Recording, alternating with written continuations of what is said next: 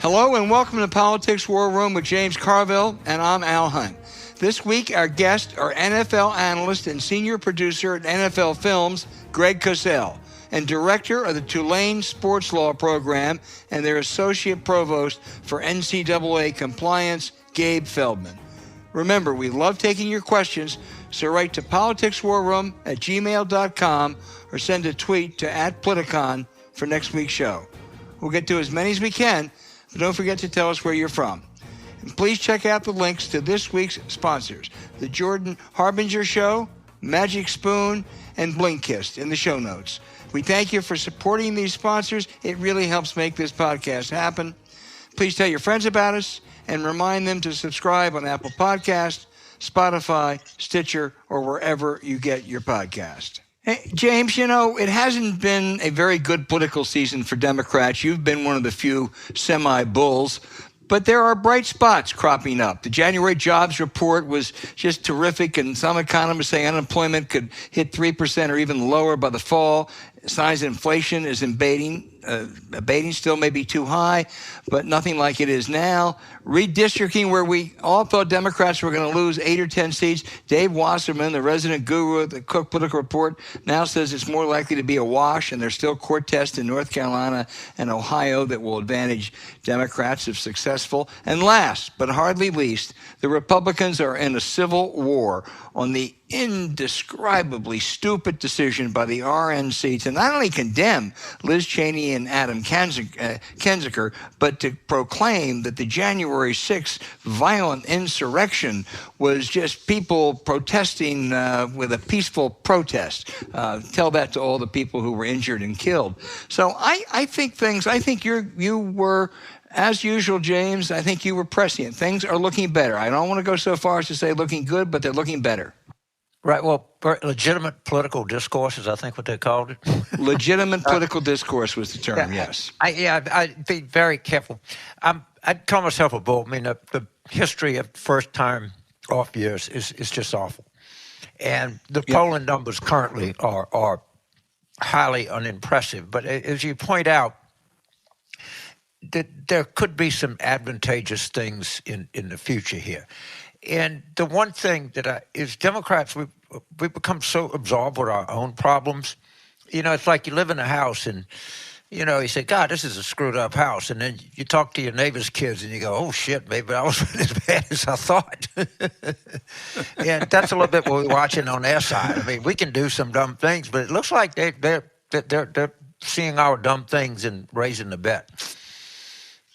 Yeah, they sure are. You want to look at, if you haven't seen it, the tape of House Minority Leader Kevin McCarthy, who, when asked about the RNC proclamation about the legitimate, political discourse, by a reporter, was seen running down the halls of the Capitol like a scared jackrabbit, trying to avoid the answer. And James, what they're going to do now, they're going to come in and they say, well, of course we condemn violence, but there are a lot of people there, or a lot of people who were peacefully protesting, they're being abused. Marco Rubio tried to get away with that last weekend, and saying that, among other things, that the January 6th committee is a partisan witch hunt, which is utter, complete nonsense. But every time Rubio says that, just ask Senator Rubio, why last year, when you had a chance to vote for an independent January 6th committee, bipartisan, each side having equal power in it, modeled after the 9/11 Commission, supported by that Chairman Tom Keene,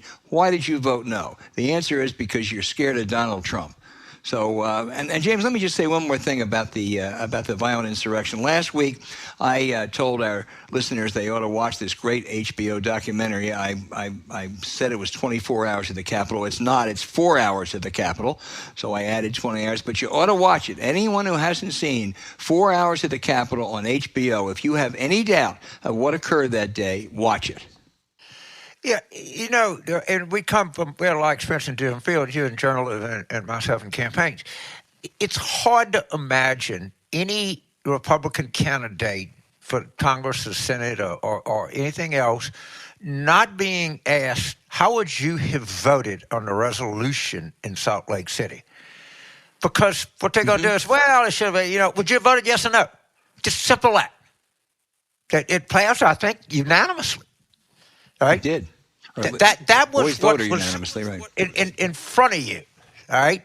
It did not make, do you think it was a mistake? And, honestly,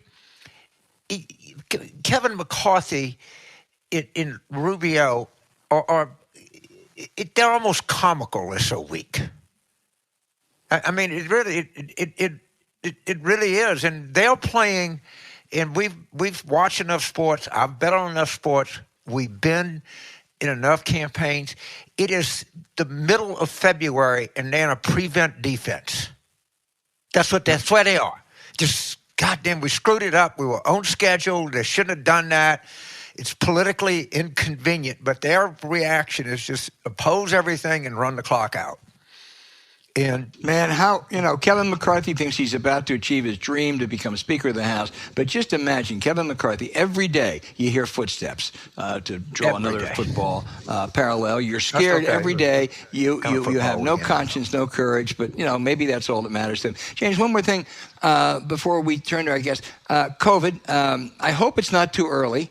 But barring an unexpected new surge or a new dangerous variant, we're getting ready. We're back to near normalcy. States now are lifting their various mandates, not just the red states, but blue states like New York and New Jersey.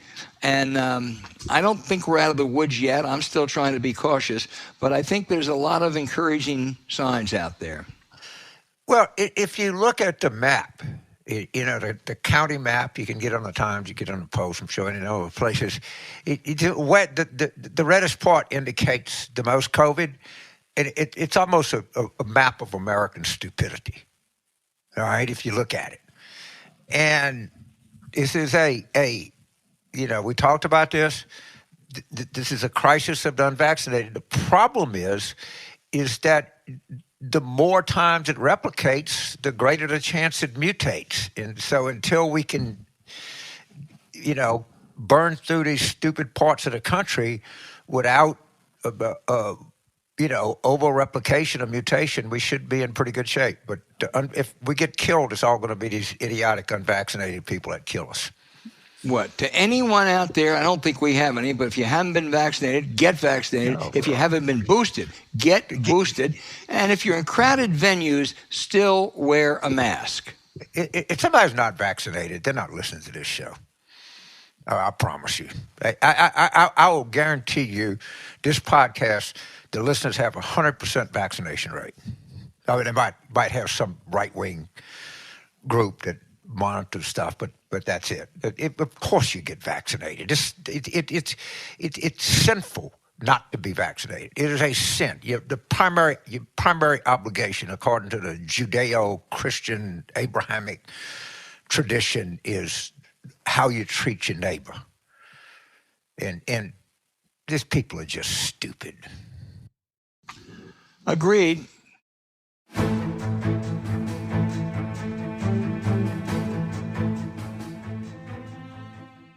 Hey, James, we've got a bit of an unusual sponsor for this episode, The Jordan Harbinger Show, which is a podcast we love over here. Yeah, I realize everyone online and off recommends a podcast you have to listen to.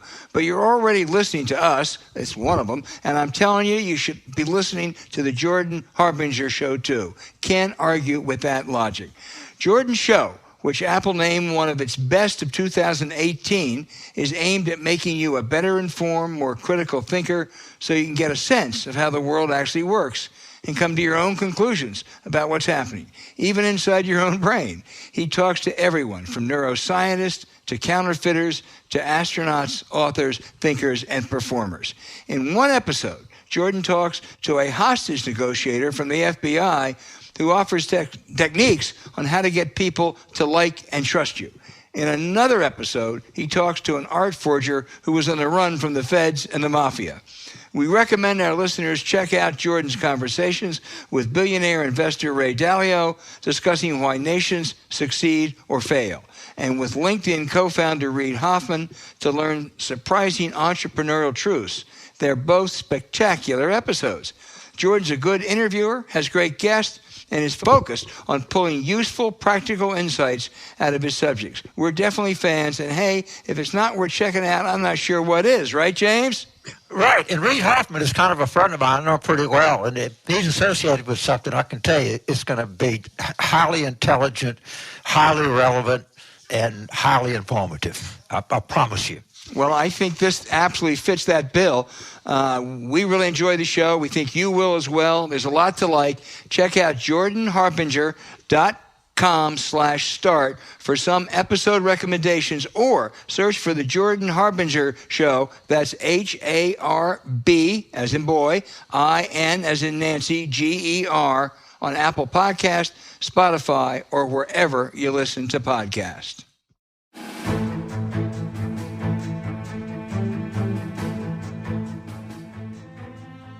Hey, James, our guest is the best professional football analyst, Greg Cosell, senior producer for NFL Films and co-host of television's NFL Matchup.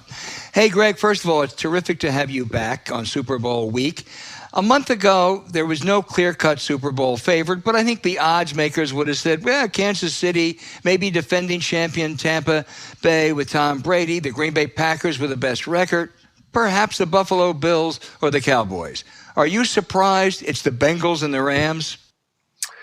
You know, Al, I'll say this. You're not the first one who's asked me that. And because I've been doing this for a long time, I just finished my 42nd season at NFL Films. Wow. I guess I'm never surprised. You know, would I have picked these two teams back in September? No, and I don't think anybody would have. Although I think there was a sense that Matthew Stafford could give the Rams a legitimate shot to reach this level.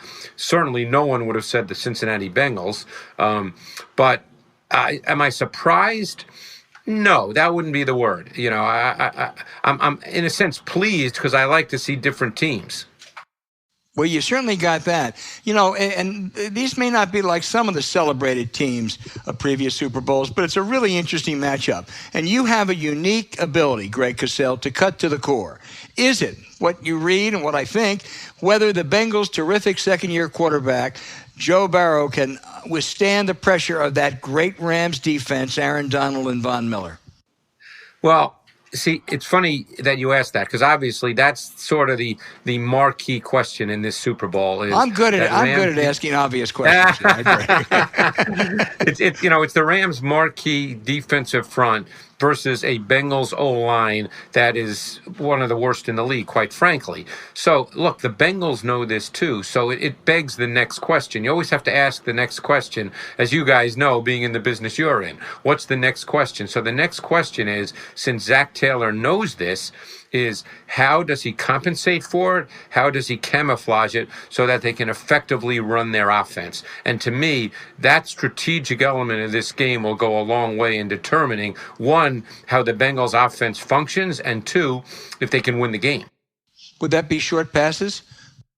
Well, that's one way, but you can't live on quick game throws that are all 5 yards. So there's a number of ways you can do it. One way is just what you suggested.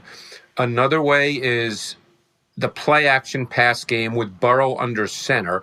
And because the play-action pass game with the quarterback under center gives a much stronger run element look to the defense. And what I mean by that is, particularly if it's what we call outside zone, you get the defensive line initially moving laterally as opposed to vertically toward the quarterback. So the step and a half they take laterally is a step and a half they are not rushing the quarterback. So that's another way you try to get that done. Then the question also becomes, what is their use of personnel? Do they line up with two tight ends? Do they focus on protection at the expense of sending out more receivers? Because football is a numbers game. The more you have in protection, the fewer number of receivers you can send out. But you also don't have a passing game if you can't protect your quarterback. Greg, James, I know will have a lot of observations about Joe Burrow and other Bengals, but a question about the Rams coach, Sean McVay. He was the youngest coach in the history of the NFL, then later the youngest coach to take a team to the Super Bowl where they bombed.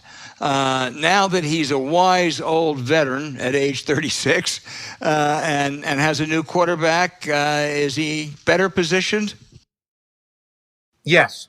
First of all, Matthew Stafford was a meaningful upgrade over Jared Goff because he gives you so much more in the passing game, and I think they've recognized that, and I think Sean McVay wanted to do that. I think there's two things Sean McVay wanted. He wanted to have a more meaningful vertical passing game, downfield passing game, which Matthew Stafford can give you. He's one of the better throwers the league has seen, and I think the other thing that he's done is he's thrown the ball more because of it. Sean McVay is not a believer in just throwing the ball on every play, but when you have Matthew Stafford, when you have the receivers that they have, and when you had kind of for much of the year, an injured and somewhat uncertain running back situation, he ended up throwing the ball more. And I think since they've had success, he's kind of taken that approach and stayed with it. And the quarterback allows him to do that, yes.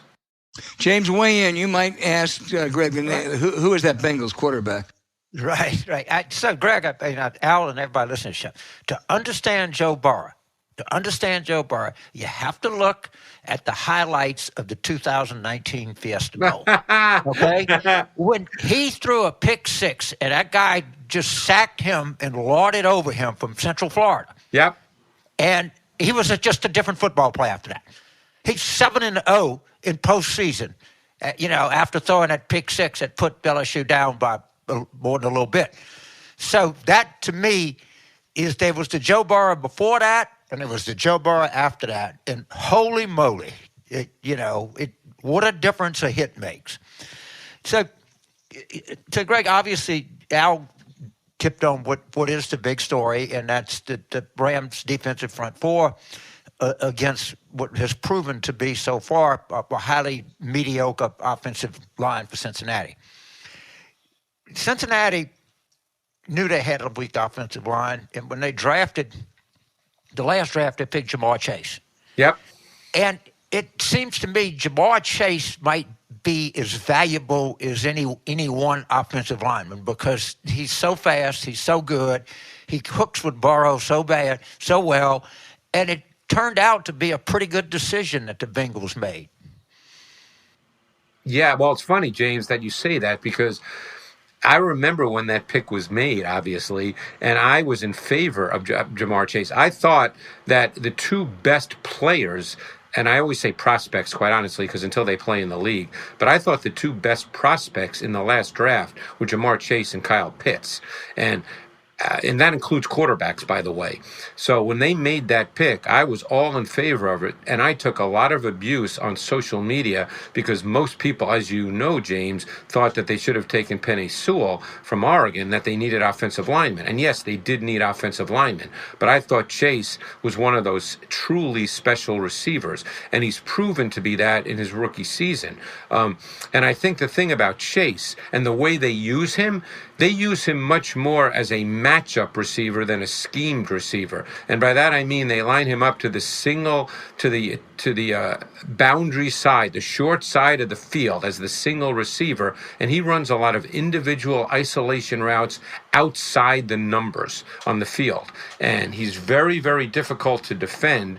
And one thing I love about Joe Burrow is he is an aggressive thrower of the ball. So when he sees one-on-one outside the numbers, he throws the ball.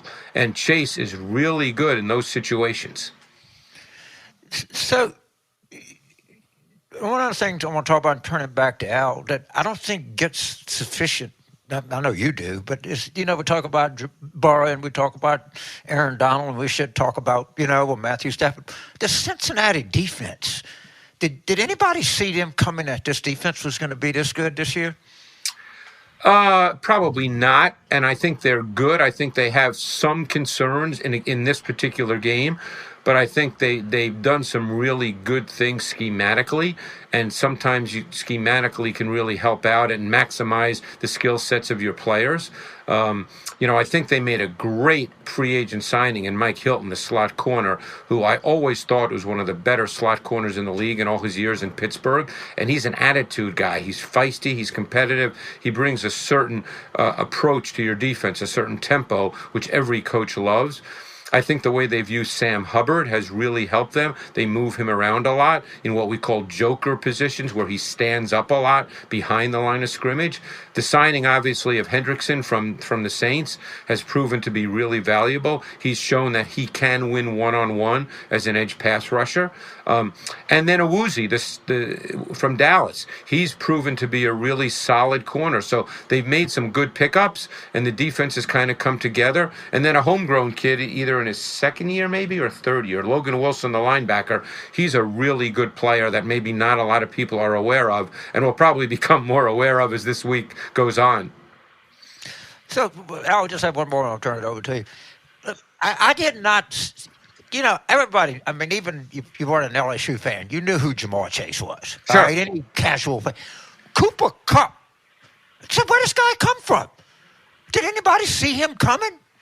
Well, I mean, Eastern Washington. Washington, yeah. Yeah, I mean.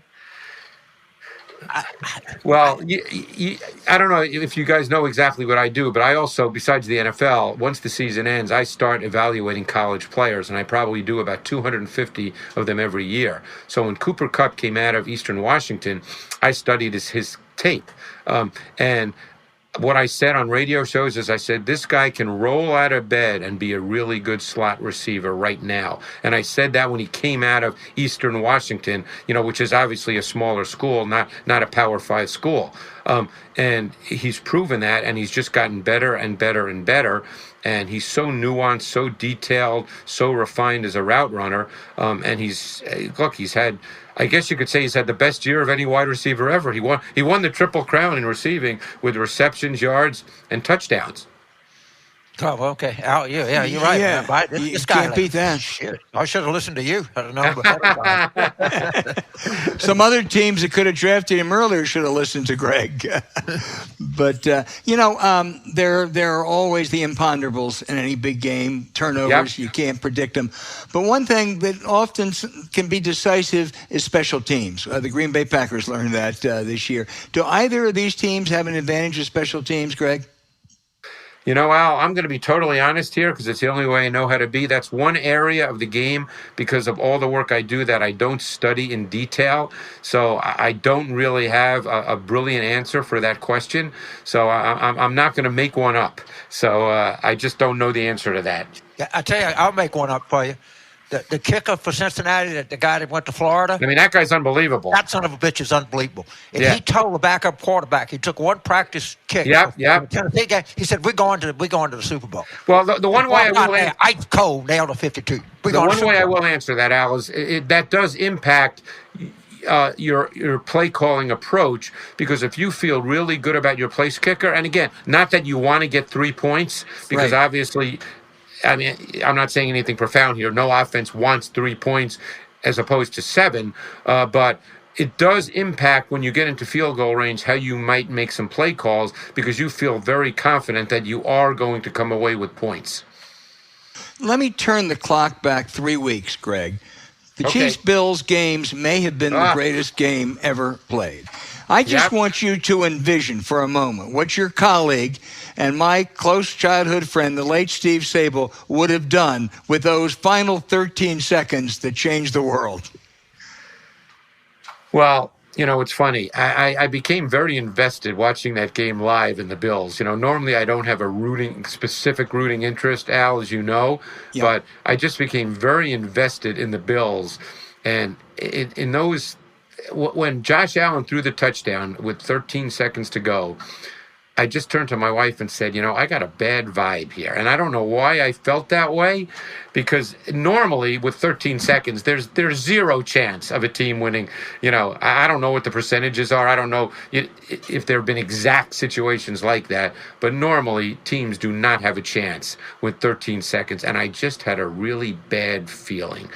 And it's just one of those moments that'll live forever. And I guess if you're a Bills fan, a Bills coach, a Bills player, that's the kind of thing you will take with you for the rest of your life. It's one of those defining moments. You know what I thought of? And you guys will appreciate this, because we're probably of the age where we all remember this. You know what I thought of, Al? What? I thought of the opening of Wide World of Sports, the thrill of victory and the agony of defeat, right, the human exactly. drama of athletic competition. That's exactly what I thought of at that moment, believe it or not. Well, the only way to overcome it is for Josh Allen to lead them back to a championship in the next year or two. But And you're that guy's absolutely pretty right. special. That guy's pretty Well, special. that gets me to my next. The NFL is a league centered around quarterbacks, and there's a great contingent that's left or leaving. Foremost, Tom Brady, and earlier Peyton Manning and Drew Brees, and maybe in the next couple of years Aaron Rodgers. But there are incredibly talented successors: Patrick Mahomes, Josh Allen, Joe Burrow, Lamar Jackson. The NFL a couple years ago instituted rules to better protect quarterbacks. Has that made a difference, maybe in prolonging the careers and success of these stars? Certainly, because you have to be really careful as a defense because it's a 15-yard penalty. It's a game-changing kind of penalty. So, quarterbacks can't quite be hit the way they used to be hit. So even teams that like to pressure the quarterback with blitz, you have to be careful. You can't get. It's harder to take running starts and just smack a quarterback. So, I think, I don't know how long certain quarterbacks will play. I mean, 2 years ago, Tom Brady talked about playing for 5-6 more years, and obviously that didn't happen. Brees has now retired. But here's the way I would talk about the quarterback position. To me, the quarterback position is a very detailed, nuanced, subtle position. It's a disciplined craft. And we're getting more and more quarterbacks that leave the pocket because they can. So what happens with a lot of these quarterbacks is they leave, the expression we use is they leave throws on the field because they don't allow the structured plays to develop because they leave the pocket because they can. Now, do they make some plays here and there? Sure they do. But the game, in some sense, with quarterbacks that can do that, changes a little bit. And that's certainly the case in college football, where there's actually more athletic quarterbacks than there are, obviously, in the NFL. There's more college teams. So I'm curious to see where the quarterback position goes in the NFL. I still think in the NFL, you have to make throws from the pocket at some point in the game, and you have to do it with the precision that's demanded. Well, I'm going to turn this back to James, but Mahomes and Jackson do that too, don't they? It's funny. Mahomes, look, he's had a special career up to this point, but Mahomes has always kind of walked a little bit of that fine balance between kind of unnecessary and random movement and controlled and calculated movement. And in the AFC Championship game in that second half, he kind of crossed the line and was a little undisciplined. And again, he's a great player, and certainly his 4 years in the league proved that.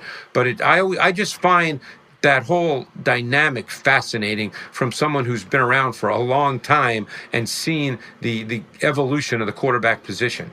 Yeah, James. So, Greg, I want to talk about overtime, and I hope we have overtime Sunday. I hope Cincinnati wins in overtime.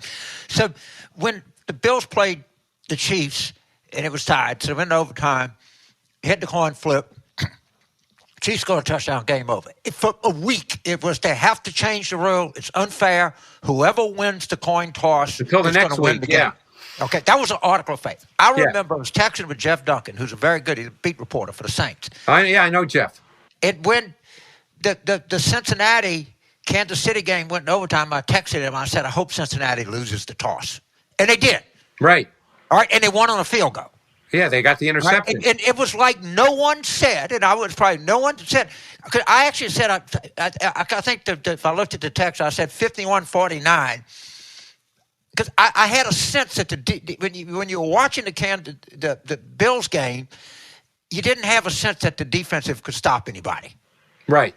When you were watching the Cincinnati game, you did have a sense that could hold them to a field goal. Whole second half.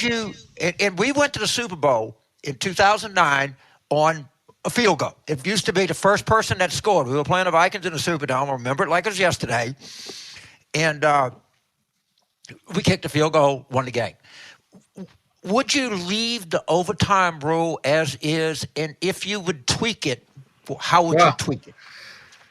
Well, I don't think about that a lot, but I'll tell you what, I love the point you made because you're 100% right. For 1 week after that Chiefs-Bills game, all we heard about was how the overtime rule is terrible. It's the ruination of football. And then the next week, we had the Chiefs getting the coin toss and Mahomes throws a pick, and nobody said one thing about the overtime rule. You're 100% right. I'm okay with it, and I don't give it a lot of thought. Everybody says the college rule.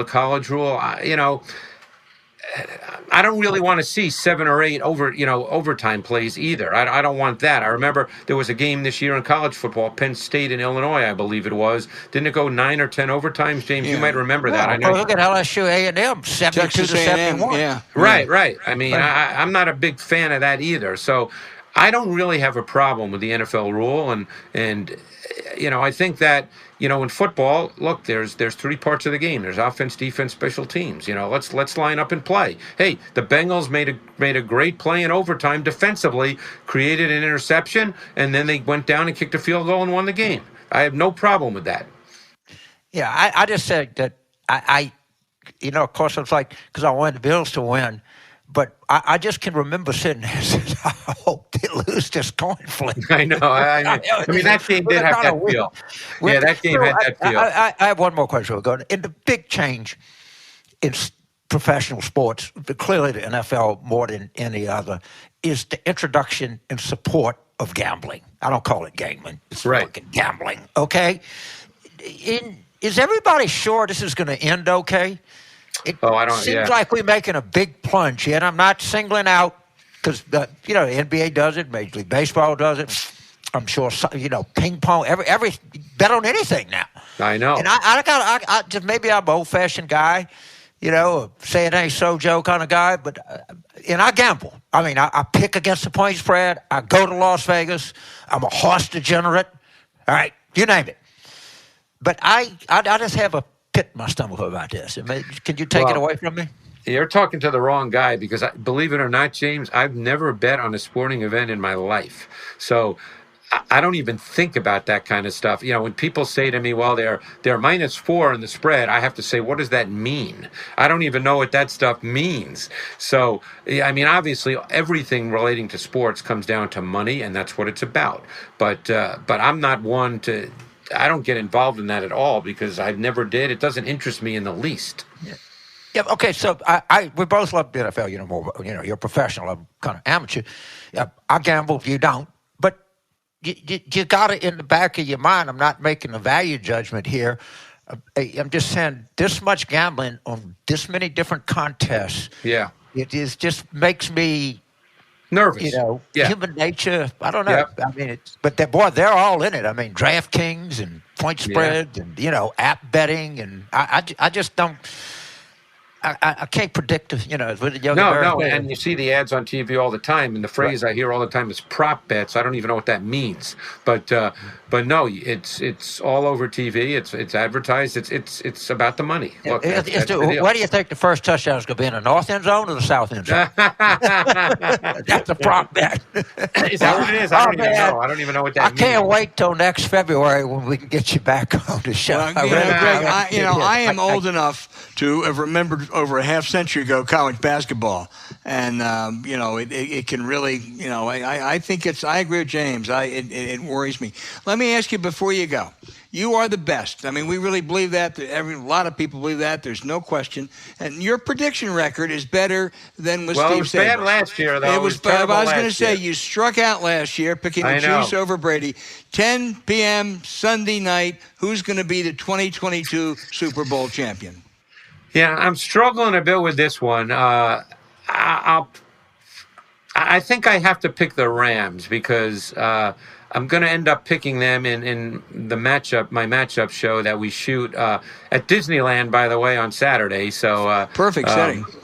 Yeah, because Disney owns ESPN, so that's where ESPN said is at the Super Bowl. It's at Disneyland. So I think if I make my pick, maybe Mickey should make his pick as well, and Mickey might do it better than I do.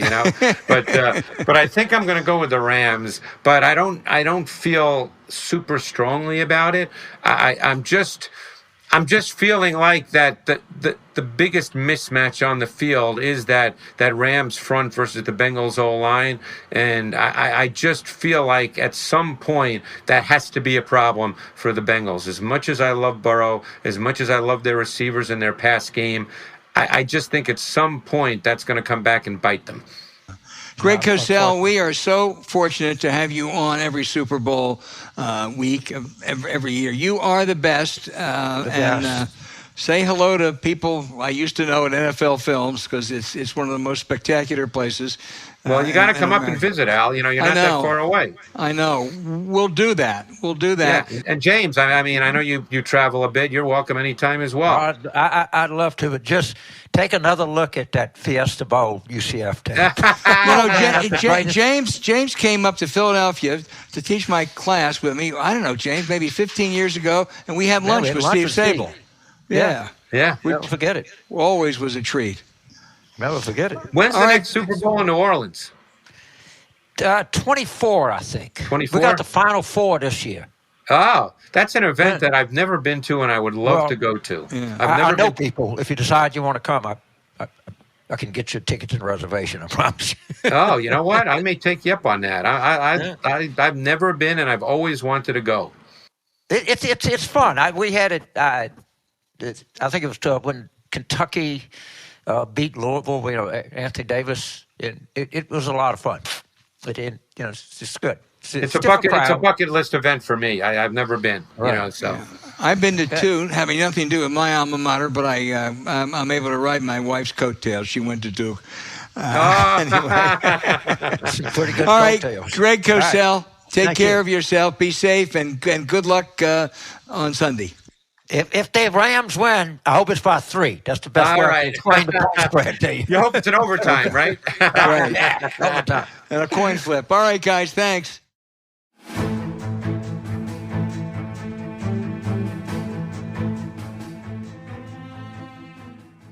Hey, it's 2022, and that means it's the perfect time to up your game personally and professionally to make it your best year yet. That's why we recommend Blinkist.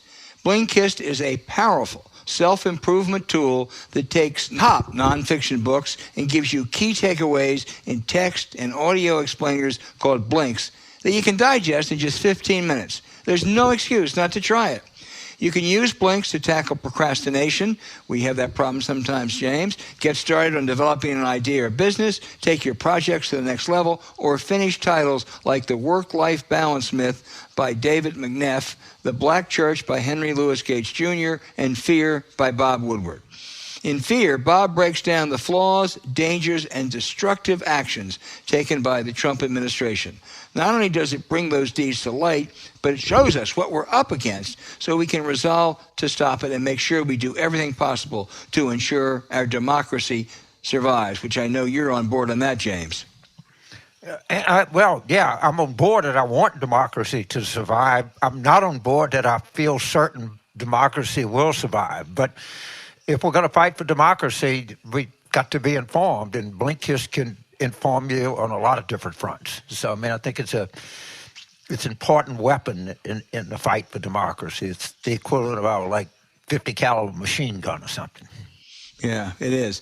They've blinked thousands of titles in 27 categories, and it's all in one app right in your pocket, so you can learn anytime, anywhere with Blinkist. So right now, Blinkist has a special offer just for our audience. Go to Blinkist.com/warroom to start your free 7-day trial and get 25% off of a Blinkist premium memberships.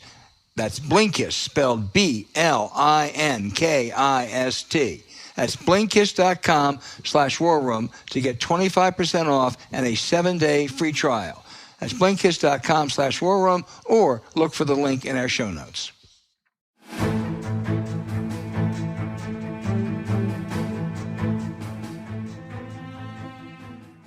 Hey, James, Gabe Feldman, a graduate of Duke, lawyer at Williams & Connolly, clerk on a U.S. appellate court, is a professor of sports law at Tulane, the foremost expert on some of these ballooning legal issues. Gabe, we thank you for joining us. Let's turn to college sports to start. With the Supreme Court ruling on college athletes can be compensated for names, images, and likenesses, now you have an NLRB council raising the possibility of treating college athletes as employees with attendant benefits. When and where is this headed? That's a really good question. Where it's headed is out of control of the NCAA. That we don't know exactly where it's going to land, but for a century plus, the NCAA has had almost complete control over how it operates its business and how it restricts what athletes are allowed to do, what they're allowed to make, when they're allowed to move to another school, what makes them eligible or not. And now, as you said, we have the Supreme Court chipping away at the deference that the NCAA has had for a century and saying that they are subject to antitrust law. We had Justice Kavanaugh, of all people, write a scathing concurrence basically saying that college sports shouldn't get any special treatment, that they should be treated just like restaurants and plumbers and everybody else, and they don't have a right to restrict athlete compensation any more than a restaurant can restrict waiter compensation. And then we have the National Labor Relations Board saying college athletes are employees and should be able to unionize. We have states passing laws to allow college athletes to get name, image, and likeness compensation. We have Congress poking around and saying they may need to intervene. We have other antitrust litigation pending. Any one of those could take control away from the NCAA and make the rules decided either by Congress, by state legislators, or by plaintiffs' attorneys and the athletes themselves, as opposed to the NCAA. So unless the NCAA does something major very quickly, where it's headed is they're going to lose control of their governance. That won't sadden me, but we'll get to the implications of that in a minute. But let me ask you one thing.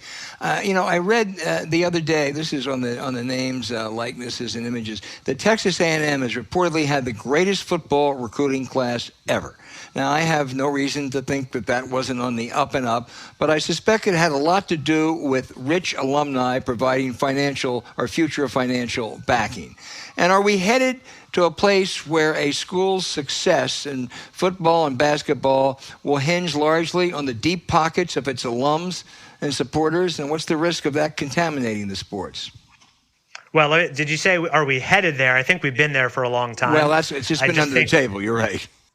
Well, it's been under the table. It's also been through coaching salaries and facility spending. Right. That if you look to see why Alabama is more successful in recruiting football players than Alabama State, some of it probably has to do with the incredible facilities Alabama has and the access to the SEC money they have, and that their coach is paid more than every other coach at Alabama State and probably faculty member combined per year. That all of the money that's already being spent there, and then the money that may be spent under the table, what NIL is doing is at least allowing that money to flow more directly to the athletes. It still may be problematic that the best team is based on who has the wealthiest donors, or the wealthiest donors who want to spend money on football or basketball. But that's always been the case. Now it's just some of that money is actually shifting to the athletes. Well, Gabe, if the NCAA goes the route you think they're likely to go, and they rarely get ahead of the curve. If they do and they lose their antitrust exemption totally, could you see the day where we really end up with just minor leagues in football and basketball and less association with educational institutions? We could. I mean, there's been talk about break-offs, and back in 1984, the College Football Association broke off for television rights because Georgia and Oklahoma and schools like that wanted to be on TV more often. I think there's two things that could happen here. One is we might see just a break off and these teams say, we're going to pay our players, and they're going to basically be professional football, but wearing school jerseys. Or we could see where there's some limitations on what spending can be, but still the differentiation between college and pro sports is that they're college students. And as long as they are representing the school, it really is something different than pro sports, and we'll continue watching. Because I don't know about you all, but generally we're more likely to watch LSU football play Alabama football than to watch the Baton Rouge minor league football team play against the Tuscaloosa minor league football team. I think a big reason for that is not how much they're paid. It's the fact that they're identified with the school and that they are, at least in theory, college students. So I think as long as they're able to maintain that, college sports will still be popular. What happens if we start paying them a large amount of money? I don't know. We'll see. I'm not as worried about that part of it. But what really could happen, though, and I think where the fear is that it just loses its connection completely with the universities. And we have D3 football, which people like, but then everything else breaks off into the minor professional leagues, which I think people won't be interested in. I think you need that connection to the schools. James. So Prop, when the Cincinnati student suit came, and the 99% of opinion of sports journalists, commentators, other commentators is, God damn it, something must be done. This is something, ergo, this is good. All right? So maybe, of course, the NCAA doesn't have much power over the big conferences, particularly in football. But what I fear, and is there any justification of this, is college sports are going to end up horse racing and boxing. Everybody is in it for themselves. And what you've seen is a utter deterioration in trust in horse racing and boxing. The only thing worse than having Roger Goodell is not having Roger Goodell. Yeah. Well, I think last time I was on, we were still upset with Roger Goodell for not overturning the Saints-Rams playoff game. We were. But James still is. Yeah. Yeah, I know. And the Rams being the Super Bowl now doesn't help. But I think there is that fear that there needs to be some regulation of college sports.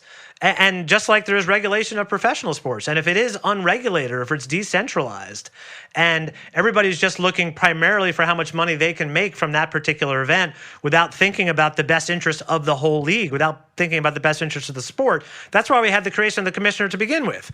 Because when we had the Black Sox scandal, baseball could have become horse racing in the 1920s, or was horse racing in the 1920s in some respects. So we know we need some governance structure. We know we need something to protect, whether it's the owners of the teams from themselves or the athletic directors and the boosters from themselves, right? It's just a question of, are they going to do enough to make the system fair for the athletes who are playing, while also trying to keep some restraints in place? I think the mistake the NCAA has made so far is they've just been too restrictive. They don't need to prevent the athletes from having these basic rights in order to have college sports exist. I think both can happen. I think you can have athletes have more rights, and college sports still maintains what we know and love about it.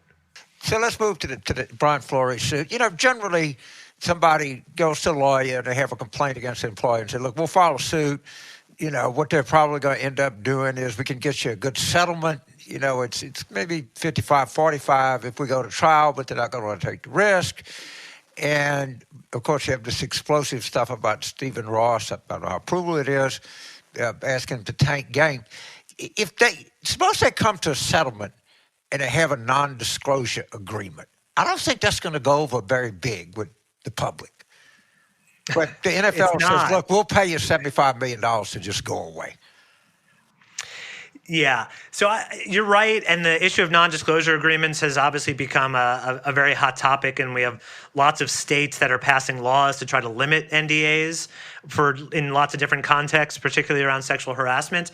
I think in this case, you're absolutely right, James. I think the NFL, if they do settle, the settlement would be you get X amount of money, and we're also going to announce these initiatives to increase diversity in hiring, and we're going to expand the Rooney Rule and all these sorts of things. I don't think it would be completely confidential in that respect. I think it would probably look a little like what happened with Colin Kaepernick, where we still don't know what the actual terms of the settlement were, but the league announced all these social justice initiatives. So I think they can do both of those things. What's interesting about Brian Flores, though, is that he probably, or maybe I would say, would have a job right now as a head coach, maybe even here in New Orleans, if he hadn't brought the lawsuit. Right. And by bringing it at his age and his stage when he was still a finalist for a couple of jobs, he's basically announced that I'm willing to sacrifice my future career as an NFL head coach to bring this suit. Now, maybe you're right. Maybe he gets a settlement and all that goes away and people are willing to hire him in a year or two. But he certainly created a much larger risk than anyone up until now has been willing to take. Because keep in mind, the NFL did not have a black head coach until 1989. There have probably been a lot of coaches who've been discriminated against because of their race before that and since then. And yet Brian Flores is the only one to actually step up and sue.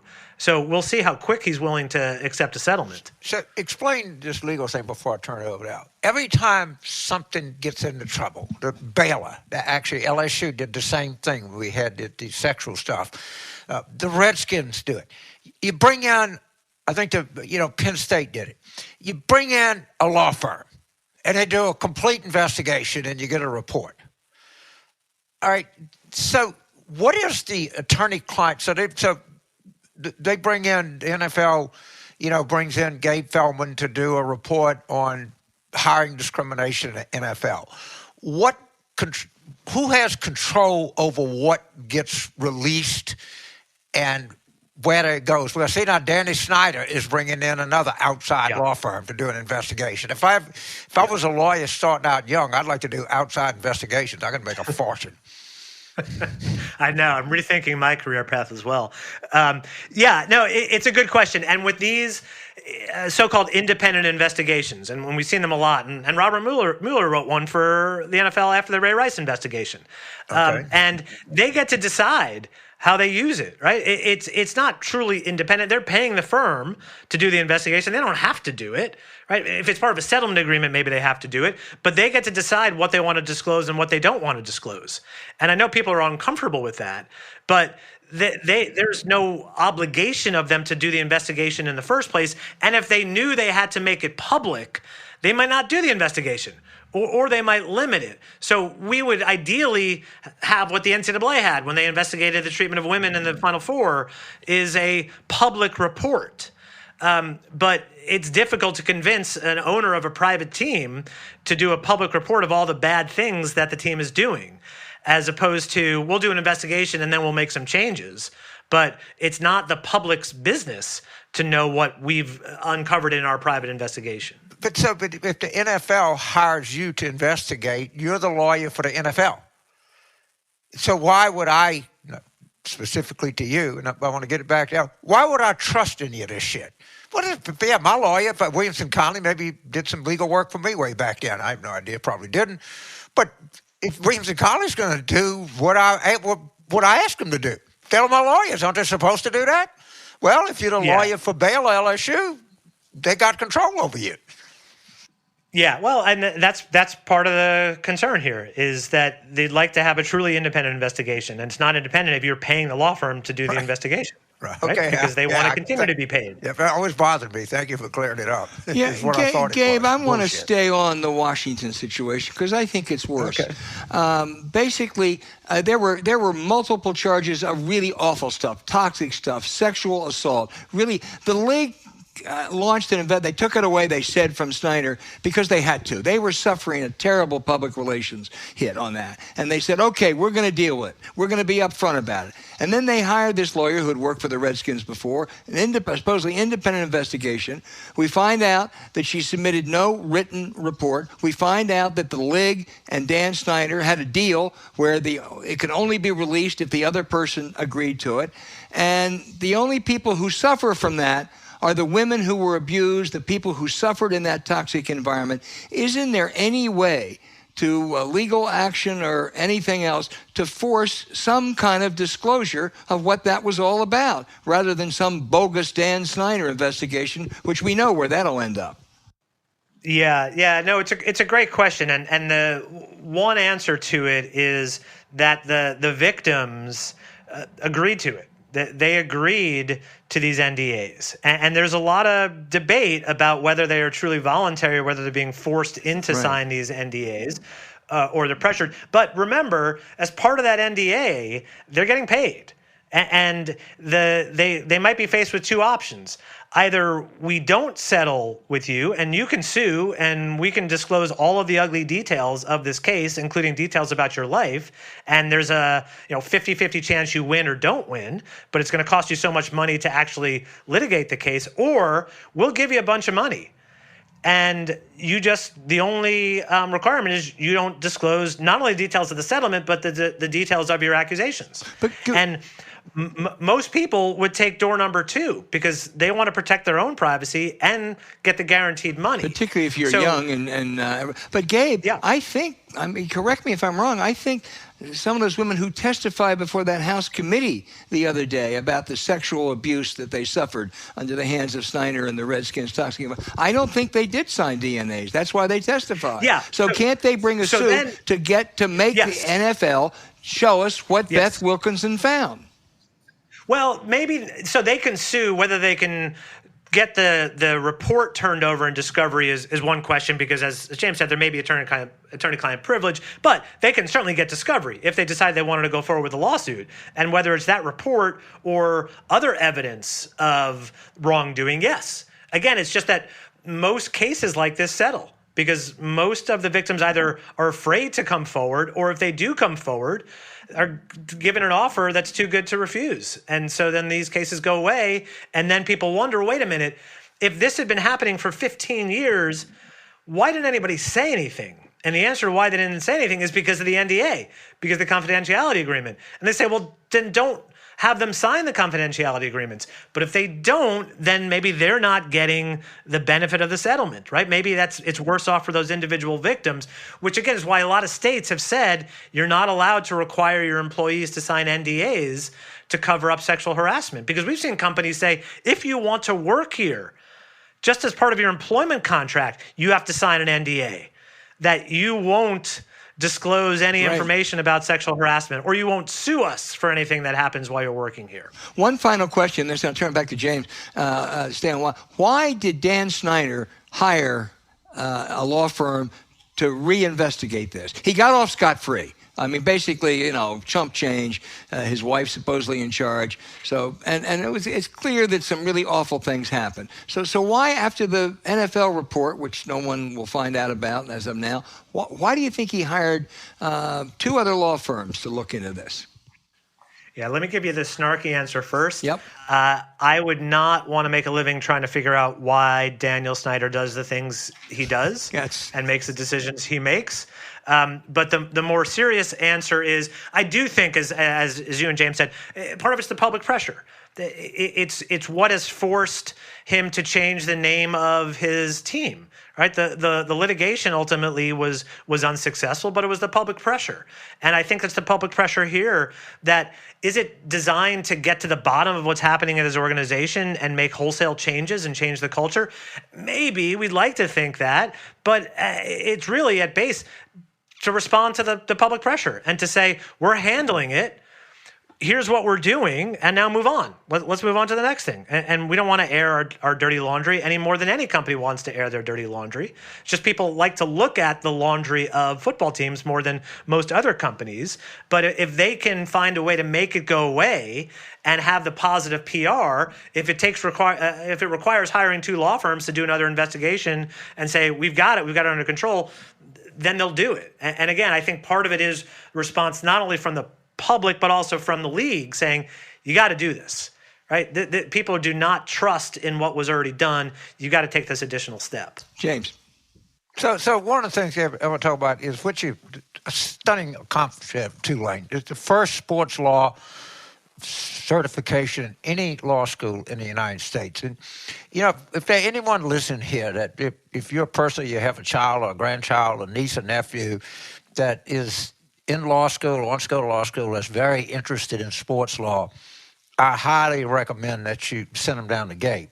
And one of the things that you do, I looked at the site, is you do a lot of simulated arbitration negotiation with the students. I mean, you actually, as I understand it, you try to bring them what it's like in the room when you're doing these things. Isn't that a characteristic of some of the things that you do there? Absolutely. Yeah. We did experiential learning, skills-based learning. We try to give them practical skills that they can use in the sports industry, and just as importantly, that can be transferred outside, because it's a competitive field and not everybody's going to get a job in the sports industry. So we try to, at Tulane, in the sports law program, prepare you to be a great lawyer, and then also to prepare you to be a great lawyer in sports. But no matter what, you'll be trained to be a great lawyer. And part of that training is the ability to actually write, to speak, and to do the practical things that you're going to be expected to do when you get out of law school. We're trying to give them an opportunity to do that while they're in law school. And a big part of our competitions is we bring in industry experts and lawyers and general managers and agents who are doing these things for a living to be the judges of the competition. And so it's really good networking, and you get great feedback from the people who are doing the jobs that you want to do. So one of the things I went to law school a long time ago, but I think it's that legal education is you learn about Mrs. Palsgraf, or you learn about Price v. Neal, all right, whatever. You know a lot about this. How does this baseball situation end? What do you think is the major sticking point, and how can they resolve it? Yeah, well, so which is like the equivalent of Mrs. Palsgraf right now.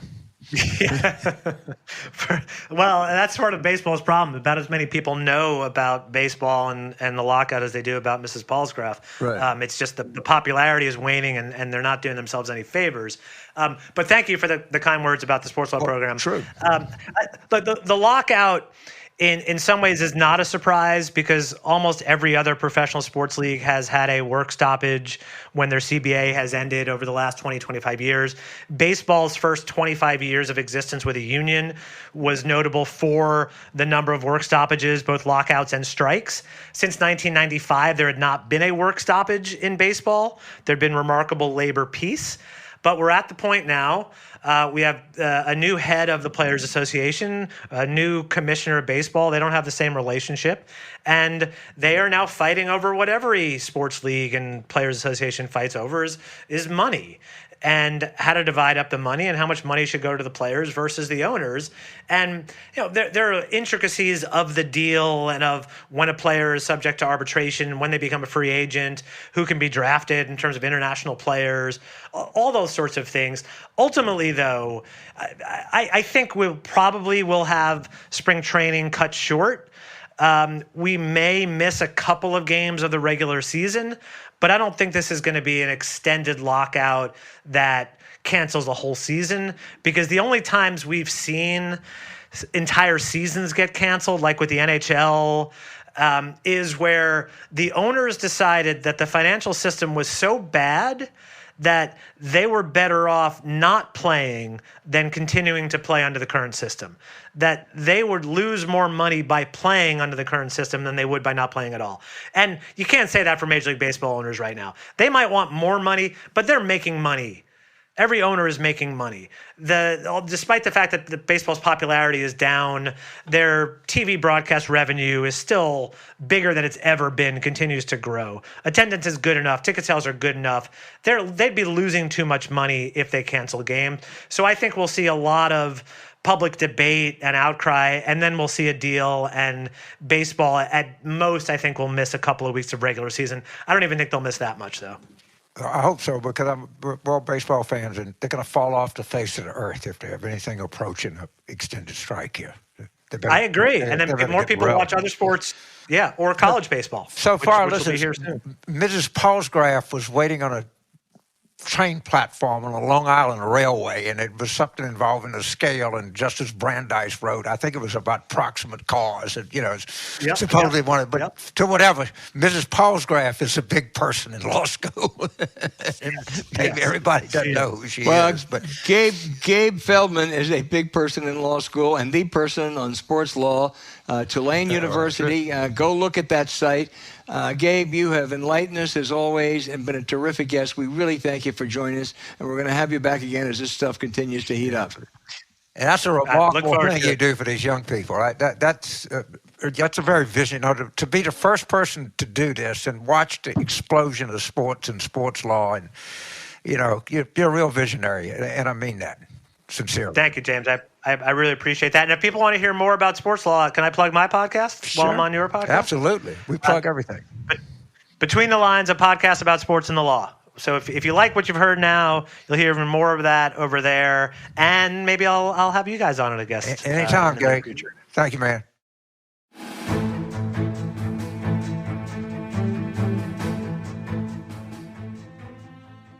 James, 2022 and Magic Spoon cereal is perfect for meeting your goals. Whether it's eating healthier or saving more time in your morning routine, you'll love its flavor as much as we do. And it's so good, you can eat it all day, any day. So get going with Magic Spoon. Magic Spoon has 0 grams of sugar, 13 to 14 grams of protein, and only 4 net grams of carbs in each serving. It's only 140 calories a serving. It's keto-friendly, gluten-free, grain-free, soy-free, and low-carb. You can even build your own box and customize it to make your own custom bundle with Magic Spoon's delicious cocoa, fruity, frosted, peanut butter, blueberry, cinnamon cookies and cream, and maple waffle flavors. So make sure you try them all. It's delicious, indulgent, and it's healthy. I know you believe that, James Carville. Well, I believe it because it is. And I mean, the only complaint I'd have, you got so many choices, when you're reading off all the different things. Well, I like that one, but I think I like that one better. Yeah, I use it, I view it much less as cereal and more snack food. But you can, if you want to view it as a cereal, I think that's its intent. But it's so much healthier for you than, popping M&Ms. You can't believe it. And it actually tastes significantly better than an M&M. Yeah, you're right. I got to get some more blueberry, too, for my grandson, Kai. He loves that. I love blueberry. You go to magicspoon.com/war room to grab a custom bundle of cereal and start your new year off right. And be sure to use our promo code WARROOM at checkout to save $5 off your order. Magic Spoon is so confident in their product, it's backed with a 100% happiness guarantee. So if you don't like it for any reason, they'll refund your money. No questions asked. Remember, get your next delicious bowl of guilt-free cereal at magicspoon.com/warroom and use the code WARROOM to save $5 off, or look for the link in the show notes. Thank you, Magic Spoon, for sponsoring this episode.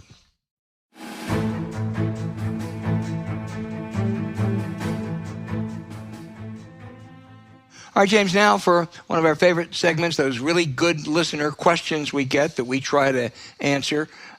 Charlie in Scranton, Pennsylvania. We both know Scranton, Pennsylvania. Charlie says to you, James, that you desperately hope Trump runs in 2024, you say. I disagree. Charlie says, I guess the bright side is that a political genius like James Carville sees hope against Trump. But still, aren't you terrified of the consequences of him winning, even if you think it's unlikely?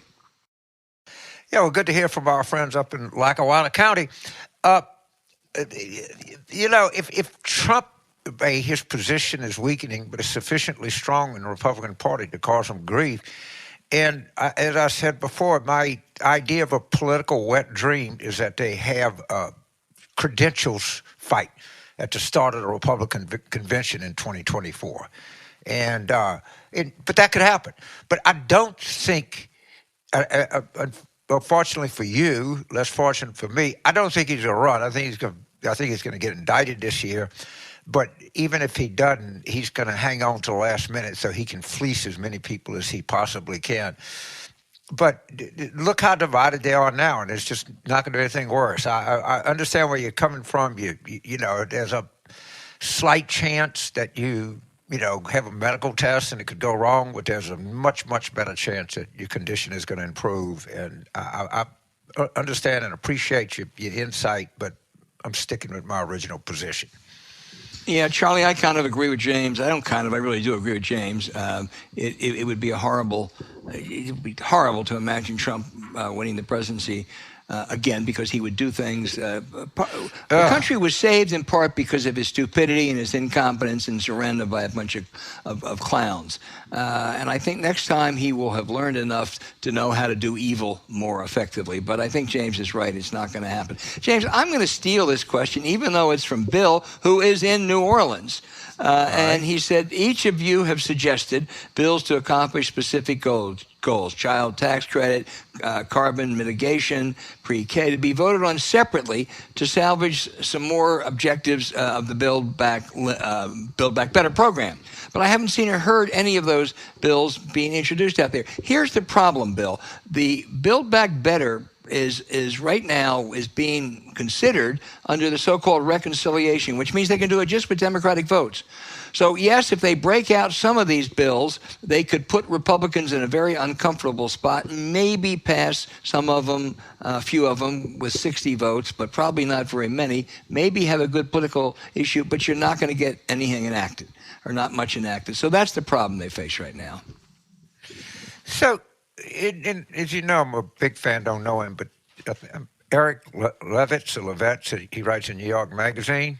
Yep. And he had a very interesting piece that says maybe the things that we all like, these targeted interventions on behalf of, children at risk, et cetera, there's a lot of research that just makes you, this goes to how effective they are. I'm beginning to think that the way to deal with this is tax credits or direct cash payments. I mean, the way that Biden, lifted 40% of the children out of poverty was just through cash. The biggest problem with a lack of money is you have no money. And the cure is it maybe Moynihan and them were right. Maybe the most effective thing is to get rid of all of this. I don't know. Ask our listeners to look at it, and maybe we'll get a suggestion or two, but maybe we need to rethink things that we've been thinking all of our lives. Well, that's right. The reason the child tax credit lifted so many people out of poverty was because it was refundable, which meant that those people in poverty got money. Yeah, and that is critical. The earlier version was not, and this is. And there are things I think that applies to. On carbon, I, for the life of me, can't understand why we can't enact a carbon tax. I think there are business leaders, there are conservatives, as well as some environmental people who are for a carbon tax. You can create rebates. You can do all sorts of things with it. So I think that's very good. There's some things... I think, for instance, universal pre-K. I'm not quite sure how you do that with a tax credit, but I think the point's right. But it's an interesting observation, James. Why don't our listeners write in and tell us what they think and what their ideas are? And we got that listeners would be helpful. that got such good ideas. But I'd read Mr. Levitz's piece, and it causes rethinking. Or at least it causes to sort of examine that which you believed all your life. But sometimes just, you shouldn't give people money. Well, sometimes money is the answer. If you have no money. Yeah. And there's so much research that shows that poor people spend their money much more responsibly than rich people do. The idea that they get money and they're going to go out and buy drugs and this is not supported very much at all by we really saw that with the child nutrition measures that were enacted in 2021 and 22, and they ought to be extended. James, our next question comes from Logan in Austin, Texas. This is a good one and a hard one. The Ottawa truck driving protests that have tied up that city, they're now threatening they are tying up the bridge that leads to the Canadian border where much of our trade takes place. Is it going to spread? How serious is it? What should you do about it? Let's go through the thought process. So you're a trucker. You're from Saskatchewan, I don't know, Regina or Saskatoon or whatever, right? You're in ultimate demand.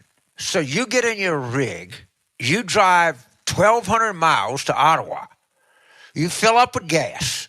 Your economic loss costs are enormous because you got all the work you want. You can do the Vancouver to Montreal run all you want, make all the money you want. You're giving up all of that. Probably 90% of Canadian truckers are vaccinated. Are you really going to tell me that the Russians are not financing this? Are you really going to tell me that there is not a larger funding group that's funding this? Because it's costing you a lot of money to sit there in Ottawa with a rig that's not making a popsicle right now, and you're driving up and down the streets in Canadian coal, so you got to run your generator, you got to keep warm, and you're losing 10% tens of thousands of dollars. They're being funded by enemies of Canada and the United States. And I'm sure there's a lot of billionaires in the United States that are sending them money. This is a movement of people doing something for money. And the more disruptive they are, the more money they get. That's my view, and I'm almost positive I'm right. Well, I suspect you are, and it's incredibly counterproductive, and hopefully it just wears thinner. They run out of money. Counterproductive is like paying you $10,000 a week. It really is. I mean, the threat to Canadian imports and exports is serious if they keep this up for any period of time. So let's hope it goes away. Our next question is from Mike in Indianapolis, Indiana. We're covering a lot of the country today, James. We sure are, man. Mike says, with so many districts getting bluer and less moderate, what does the Democratic House platform look like over the next decade? More progressive, and how will Democrats in the House handle Republicans who will be even more Trumpy? You know, Mike, this is the problem. I used to say, don't take redistricting out of politicians' hands. I worried about too much being taken out of the political process. I have changed my mind on this. I am for independent commissions everywhere. And it's not because Democrats will gain or Republicans will gain. It's because what they do in every state, and Democrats did it in New York, and Republicans did it in Georgia and Texas and Florida, what they do is they carve out districts that are safely Republican or safely Democratic. And what that means is you come in with no incentive to think of anything other than your base. And that produces, now, it's affected the Republican Party far more than the Democratic Party. But if it continues, it's just that left wing of the Democratic Party will grow too. And it's just bad for the country. I think there ought to be competitive districts. And I think it's better to have voters choose their politicians than have politicians choose their voters. That's pretty good. I agree with that logic. This is in 2020, very early, I said that the Democrats were going to vote more on the ability to win than they would be on ideological purity. And I think it's pretty obvious that I was right. I still think that's the case in 2022. And I think that people that advocate for things that may be popular among Democrats, but are a heavy burden in a general election, Medicare for all, some of this, any police stuff. I think Democratic voters are going to want someone who, well, I might not agree with everything to the T, but it's more important that we win the election than we have some kind of ideological rigidity. And I think and I hope that carries over, because that's the most important consideration that any Democrat should make when voting for any office. Yep, agreed. James, I want you to settle a family feud here. Kevin in Vashon Island, Washington, says his son is 42 and he's 73. They have a wager, and we're hoping that the two of us will agree to be the deciders. One of us thinks the Democrats should launch a targeted billboard campaign in swing states with a slogan, "Do you care?" Example, not one Republican voted for your stimulus check, followed by "Do you care?" A tagline, "Vote Democratic." The other of us thinks, that person thinks, he didn't tell me as a son or the father, thinks it could be a winner, helping shape their narrative by appealing to self-interest. The other thinks this would be too inefficient. What do you think of that message and strategy, James Carville? You know, it's interesting, but I think that they are, you know, if you were going to do like a billboard campaign, or you'd probably do it online or something. I would do. What are they for? Well, I think what this debate is. I mean, there's not a single proposal that they have put forward that I know of. McConnell said we're not running on anything. And what we have to count on, but hopefully the slogan that we want to see everywhere in September of this year, in October, is let's not go back. That people feel like that we've made progress. And while there may be gaps in the progress, or may be more to do, that what we have made is sufficiently that we hold on to it and we don't return to the world we had in March or April of the year 2020. And I think that's going to be our secret. And do you want to go back to child poverty, by the way? Do you want to go back to hourly workers having no leverage? Or do you want to go, do you want these things that they're talking about? I just like the frame of we're pushing ahead, we're not moving back. But these guys are smart, and it's a certainly meritorious suggestion. I just tweak it a little bit. Yeah, Kevin, you and your son. So it really is a draw. No one's wrong here, but you guys work on it and get back to us. Let us know what you conclude after taking James's advice. We'd like to keep hearing from you, Kevin.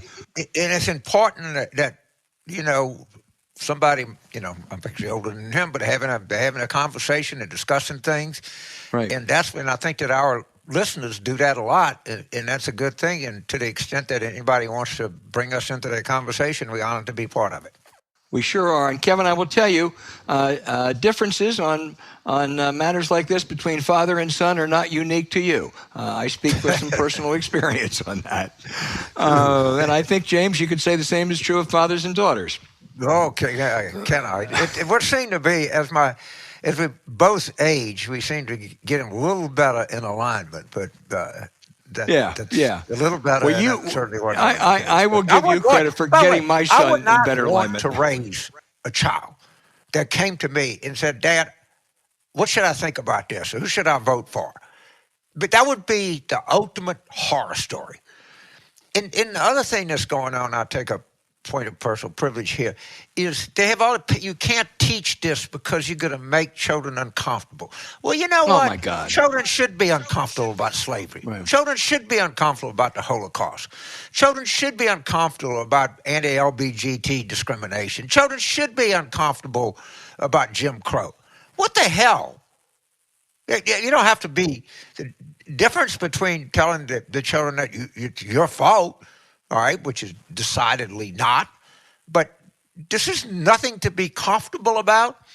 And it is. How do you teach American history without racism? You can't do it. And so what you do is you come up with some sanitized ninth grade curriculum that kids figure out is a total lie. Did any good? You remember our guest, about 6 months ago, Joe Ellis, the great historian and the founder, said the founders knew what they were doing was wrong. They knew it was racist. They knew that slavery was incompatible with all men are created equal with what they were doing, but they had to do it out of political necessity. So you ought to teach that. You don't want to lie about that. Yes. Anyway. I don't, but you certainly don't need to teach that the reason for the American Revolution was to preserve slavery, which because it was not. It's not true. Right. All right. You don't need, but there's enough racism and, anti-Semitism and, anti everything else in American history. You don't have to make shit up. You can just teach the truth, and it's not particularly comfortable, nor should it be comfortable. Right. It's not a comfortable subject. Jeff in Winfield, Kansas. Boy, I think we've gotten just about. Wow, what a collection, what a geographical collection of our terrific listeners today. He said, if you've been treated for drink or drugs in the past 5 years, Medicare Part B costs are about double. I didn't know that, but I accept Jeff on that. He said, shouldn't unvaccinated folks pay a premium on their health care?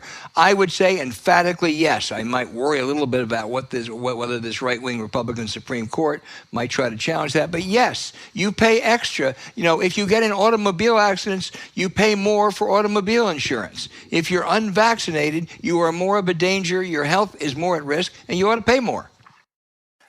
What I like to do is have a registry where people who are not vaccinated say, I think this is all bullshit. I don't think it work. I don't think COVID is real.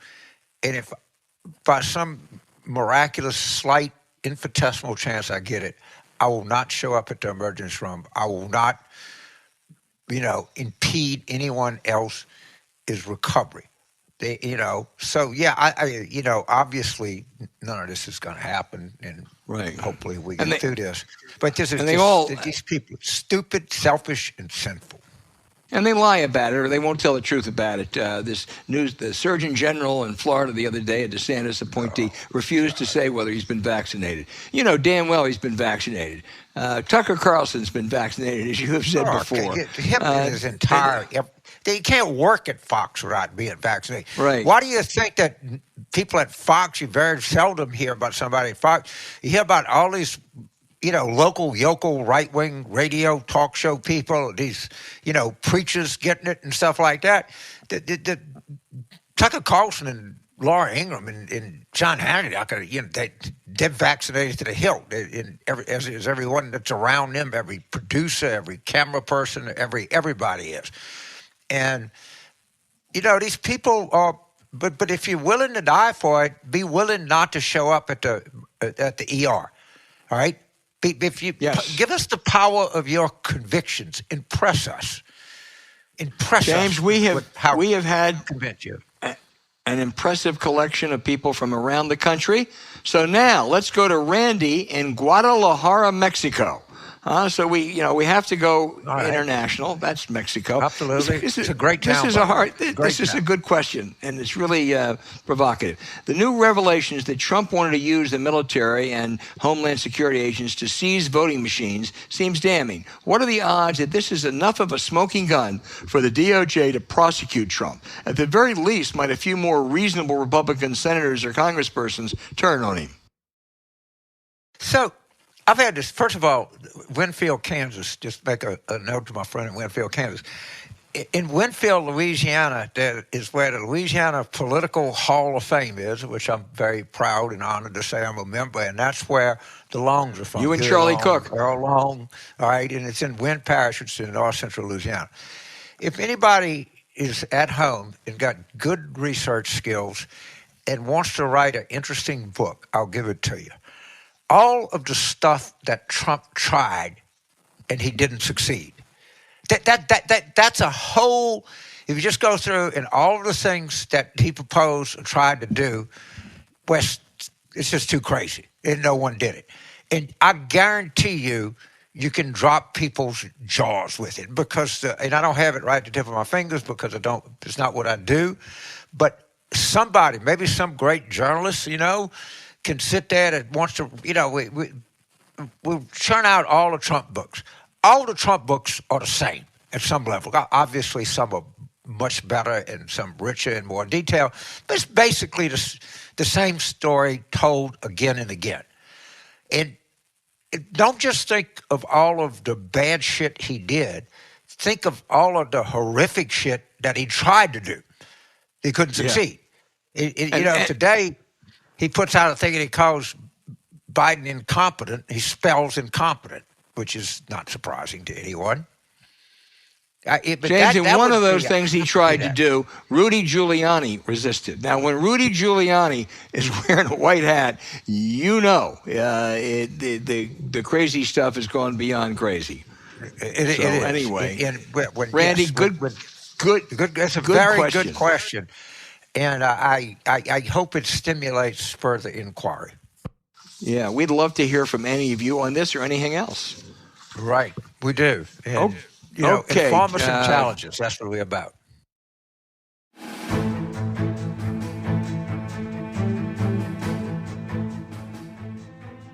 Hey, James, the Republican Supreme Court took care of their party again in Alabama's racially gerrymandered congressional plan. This was so blatantly political. In a state with 27% black population, Republicans crafted districts so there's only going to be one black seat out of 7. That was overturned by a 3-person federal appeals court. 2 of the judges on that court were Trump appointees, and they ruled unanimously this was racially intended and discriminatory. And then these 5 right-wing Supreme Court Republican judges showed their contempt for any kind of voting rights laws. It was done under a shadow document where there was no oral argument or real deliberation, and Brett Kavanaugh, the former Republican operative, had the chutzpah to claim, well, this isn't a final decision. The plaintiffs can come back in the fall. Of course, that'll be too late because the districts will already be set, gerrymandered as they are, and that will disenfranchise the blacks in this election. In dissent, Justice Elena Kagan assailed the Republican majority for using that shadow document without anything approaching a full briefing. As she said, most of all, what they did is a disservice to black Americans who have had their electoral power diminished in a violation of a law that this court once knew to buttress all of American democracy. Right on, Elena Kagan. Well, there have been hundreds of things that the Supreme Court has done to hurt black America. Of course it is. But the only thing that kind of surprised me was Roberts actually voted with the minority, but I think that was just a head fake right there. And the idea that Kavanaugh was going to be, Amy Coney Barrett was going to be an institutionalist, just wait till the end of this term. You got to tap dance on your head. So my outrage is, have you ever thought about a butterfly? And so, I guess so. In Texas, on the Rio Grande Center, there's the National Butterfly Center, right? Which is apparently there's a lot of butterflies in that part of the world, and they're actually beautiful. One of nature's grandest creations, and they had to shut it down because these right-wingers were claimed that they were engaged in child trafficking, and for the safety of the employees, they had to shut the Butterfly Center down. Now, I know that there's crazy stuff craziness on an imagined level we can't imagine. But butterflies? Jesus, man, these are some world-class dumbass people. World-class. That they are.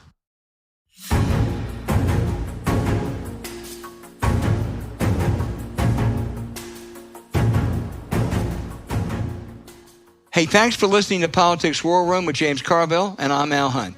Don't forget to send your questions for us by email to politicswarroom@gmail.com or tweet them for next week's show at Politicon. Following this episode, we'd really appreciate it if you check out the links to our sponsors, the Jordan Harbinger Show, Blinkist, and Magic Spoon in the show notes. We thank you for supporting them. When you do, it helps make this podcast happen. To keep up with us, subscribe to Politics War Room on Apple Podcasts, Spotify, Stitcher, or wherever you listen. Please rate the show with a 5-star review, and we'll be back next week with another show as we continue our War Room planning.